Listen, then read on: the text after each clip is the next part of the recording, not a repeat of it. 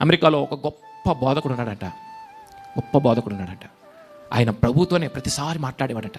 ఎక్కడైనా ప్రసంగాన్ని పిలిస్తే, ప్రభువా ఏం వాక్యం చెప్పాలని అడిగితే ఆ వాక్యం చెప్పేవాడంట. డ్రెస్ కూడా ఏ డ్రెస్ వేసుకోవాలి ప్రభువా అని అడిగేవాడంట. ప్రియమైన దేవుని బిడ్డలారా, ఒకసారి ఒక పెళ్ళికి ప్రసంగం చేయడానికి ఆయన ఆహ్వానించారు. ప్రసంగం చేయడానికి ఆహ్వానిస్తే ఆయన దగ్గర సూట్లు వరుసగా ఉన్నాయంట, చాలా ఉన్నాయంట. ఆ చూస్తే ఏదో ఒకటి ప్రభు చెప్పాడు, వేసుకున్నాడు, ఆ సూట్ వేసుకున్నాడు. ఇప్పుడు షూ వేసుకోవాలి. షూ వేసుకున్నప్పుడు ఆయనకి 13-14 రకాల బూట్లు ఉన్నాయంట, షూస్ ఉన్నాయంట. అలా వెళ్తున్నాడంట. ప్రభు ఏది చెప్పట్లేదంట. చివరిలో గుర్రపు నాడా బూట్ అని ఒకటి ఉంది. అంటే ఇక్కడ మోకాల దాకా ఉంటుంది అలాగా. అంటే 4 కౌబాయిలు వేసుకుంటేవారు అన్నమాట.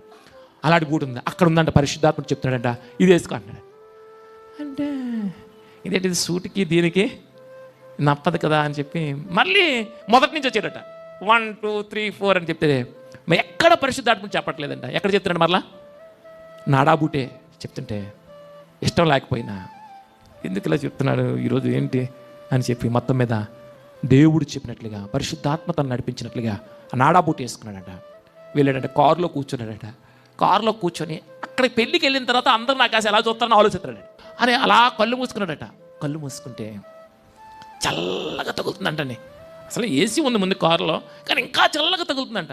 ఏంటి అని ఇలా చూసేసరికి విపరీతంగా మేఘాలు కమ్మేసి అంట.